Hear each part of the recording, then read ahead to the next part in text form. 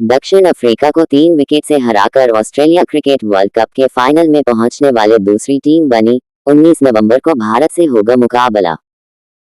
सेबी की चेयरपर्सन माधवीपुरी बुच ने कहा है कि सहारा समूह के संस्थापक सुब्रत रॉय की मौत के बाद भी सेबी के समक्ष सहारा का मामला चलता रहेगा।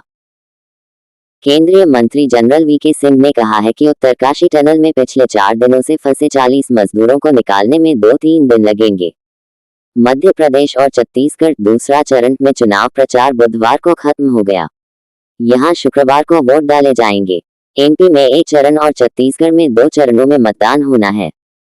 भारत और न्यूजीलैंड के बीच वर्ल्ड कप के पहले सेमीफाइनल में भारत ने मुंबई में न्यूजीलैंड को 70 रन से हरा दिया है। इस तरह भारत अब विश्व कप के फाइनल में पहुंच गया है। भारत के मोहम्मद शमी केवल 6 मैच में 23 विकेट लेकर इस विश्व कप में अभी तक सबसे ज्यादा विकेट लेने वाले गेंदबाज बन गए हैं।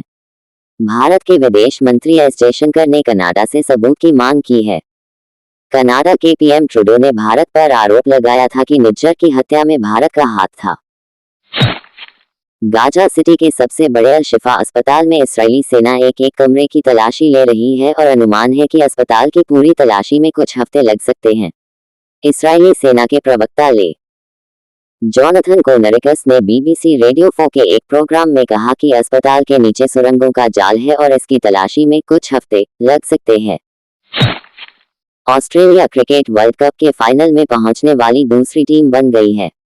19 नवंबर को भारत और ऑस्ट्रेलिया फाइनल मुकाबले के लिए अहमदाबाद में आमने सामने होंगे। ऑस्ट्रेलिया ने दक्षिण अफ्रीका को 3 विकेट से हराया। इससे पहले बुधवार को भारतीय टीम न्यूजीलैंड को 70 रनों से हराकर फाइनल में पहुंची थी। दूसरे सेमीफाइनल में दक्षिण अफ्रीका की टीम ने टॉस जीतकर पहले बल्लेबाजी करते हुए 212 रन बनाए थे।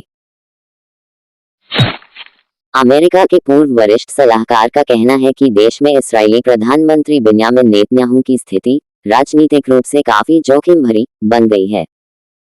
बीबीसी रेडियो 4 से बात करते हुए बेन रोड्स ने कहा कि उन्हें लगता है कि गजा में सैन्य अभियान के खत्म होते होते नेतृत्व में बदलाव होगा। रोड्स पूर्व अमेरिकी राष्ट्रपति बराक ओबामा के डिप्टी नेशनल सिक्योरिटी एडवाइजर थे। उन्होंने कहा कि यह सैन्य अभियान नेतन्याहू के लिए एक राजनीतिक जीवनदान था। उन्होंने कहा कि उन्हें इस बात का भरोसा नहीं है कि इस्राएली प्रधानमंत्री इस सैन्य अभियान को मानवीय तरीके से या शांति के उद्देश्य से चलाएंगे। उन्होंने कहा, पिछले 15 सालों में नेतन्याहू की कार्रवाइयों से ऐसा नहीं लगता कि उनकी इसमें कोई दिलचस्पी है। 7 अक्टूबर के बाद से शुरू हुए इस्राएली सेना के अभियान में अभी तक उसके 50 सैनिकों की मौत हो गई है, जबकि 300 के करीब सैनिक 7 अक्टूबर को हमास के हमले में मारे गए थे। गजा पर संघर्ष को 40 दिन हो गए हैं और गजा के स्वास्थ्य मंत्रालय के मुताबिक इस्राएली हवाई बमबारी में अब तक 11,000 से अधिक लोग मारे गए हैं, जिनमें 4,500 बच्चे हैं। कर्नाटक के उडुपी में 4 हत्याओं में अभियुक्त को भीड़ को सौंपने की मांग की वजह से पुलिस ने लाठीचार्ज किया। अभियुक्त प्रवीण अरुण चौगुले 39 को पुलिस उस घर पर ले आई थी जहां उन्होंने कथित तौर पर आयनाज 21, उनकी मां हसीना 48, बहन इफशान 23 और भाई असीम 12 की चाकू मारकर हत्या कर दी थी। प्रवीण एक शादीशुदा व्यक्ति हैं और आयनाज एक एयरलाइन कंपनी में केबिन क्रू सदस्य थी। पुलिस के मुताबिक प्रवीण ने कबूल किया है कि वो आयनाज की हत्या करने गए थे, लेकिन आयनाज के भाई बहन और मां रास्ते में आ गए और इसलिए इन सबको चाकू मार दिया। उडुपी के एसपी अरुण के ने बताया, पुलिस अभियुक्त को लेकर पड़ताल के लिए गई थी। उसी समय भीड़ ने प्रवीण को ले जा रही गाड़ी को रोका।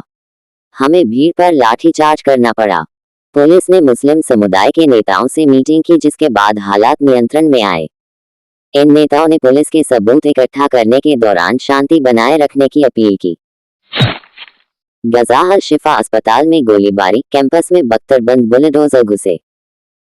गजा में मौजूद बीबीसी रिपोर्टर रुश्दी अबू उलूफ के अनुसार अल शिफा अस्पताल में मौजूद संपर्क खादेर ने बताया है कि अस्पताल में गोलीबारी हो रही है। संपर्क ने बताया, अस्पताल में हर ओर सैनिक हैं और वे चारों दिशा में गोलियां चला रहे हैं। सैनिक अस्पताल के सभी विभागों में घुस गए हैं और इमारत की दक्षिणाई दीवार और दर्जनों कारों को नष्ट कर दिया है। बीबीसी स्वतंत्र रूप से इन दावों की पुष्टि नहीं कर पाया है।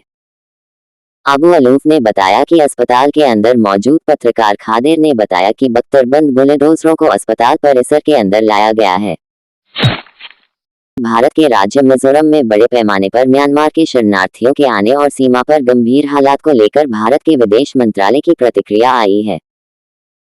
म्यांमार के विद्रोहियों द्वारा भारत के साथ लगी सीमा को नियंत्रण में लेने की कोशिश पर विदेश मंत्रालय के प्रवक्ता अरिंदम बागची ने गंभीर चिंता जताई है। बागची ने कहा, हमारी सीमा के करीब इस तरह की घटनाओं से हम गहरे तौर पर चिंतित हैं। म्यांमार में मौजूदा हालात पर हमारा पक्ष बिल्कुल स्पष्ट है। हम चाहते हैं कि हिंसा बंद हो और रचनात्मक बातचीत से समस्या का हल निकालना चाहिए। उन्होंने कहा, जब से मौजूदा टकराव शुरू हुआ है तभी से हम शांति, स्थिरता और म्यांमार में लोकतंत्र की वापसी को बहाल किए जाने की बात बार बार कर रहे हैं। शायद म्यांमार में 2021 का समय था जब से भारी संख्या में म्यांमार के नागरिक भारत में शरण ले रहे हैं। उन्होंने कहा, सीमा से लगे राज्यों का प्रशासन मानवीय आधार पर हालत को उचित तरीके से